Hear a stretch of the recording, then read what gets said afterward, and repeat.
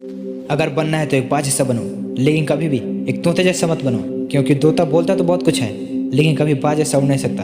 एक बाज भले ही बोलता कम है लेकिन उसके जैसा कोई नहीं उड़ सकता।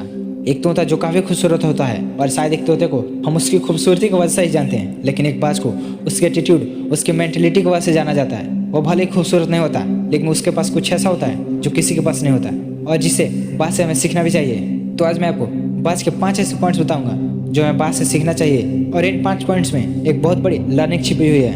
पॉइंट नंबर 1, बाज हमेशा अकेले उड़ता है। Eagle always fly alone. एक बाज जो हमेशा अकेले उड़ता है वो कभी भी दूसरी प्रजाति या अपने से छोटे पंछियों के साथ नहीं उड़ता, क्योंकि वो जानता है अगर वो उनके साथ उड़ेगा तो वो कभी भी उतना नहीं उड़ पाएगा जितना उड़ने के लिए वो बना है। इसलिए एक बाज हमेशा एक बाज के साथ या अकेले उड़ता है और इसलिए वो सबसे ऊंचा उड़ता है। इससे हमें यह सीख मिलती है कि हमें कभी भी अपने से छोटे सोच वाले इंसान के साथ नहीं रहना चाहिए। हमेशा अकेले रहो, क्योंकि जब आप छोटे सोच वाले इंसान के साथ रहते हो तो आप कभी भी बड़ा नहीं सोच पाओगे और कभी भी अपने आप को नहीं जान पाओगे।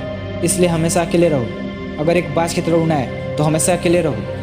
पॉइंट नंबर 2, एक बाज का फोकस बहुत ज़्यादा क्लियर होता है और बहुत ज़्यादा स्ट्रांग भी होता है। बाज जब शिकार पर निकलता है तो वह अपने शिकार को बहुत दूर से ही देख लेता है और जब बाज को एक बार उसका शिकार दिख जाए, एक बार उसको अपना लक्ष्य दिख जाए तो उसके रास्ते में कितनी ही मुश्किलें क्यों ना जाए वो अपने लक्ष्य को प्राप्त करके ही दम लेता है। इससे भी हमें बहुत कुछ सीखने को मिलता है कि अपने लक्ष्य पर हमेशा फोकस बनाए रखो और फिर उसे पाने में चाहे कितनी मुश्किलें क्यों ना जाए, एक बाज की तरह अपने लक्ष्य को हासिल करके ही दम लेना।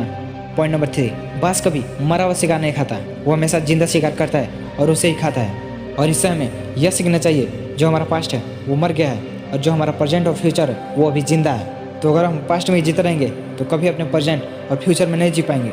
इसलिए अपने पास्ट को भूल जाओ और प्रेजेंट पर ध्यान दो।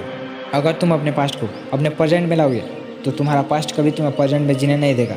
पास्ट में तुम्हारे साथ जो भी हुआ है उसे अपने पास्ट में ही रहने दो, क्योंकि पास्ट की जगह पास्ट में ही है, उसे अपने प्रेजेंट में मत लाओ।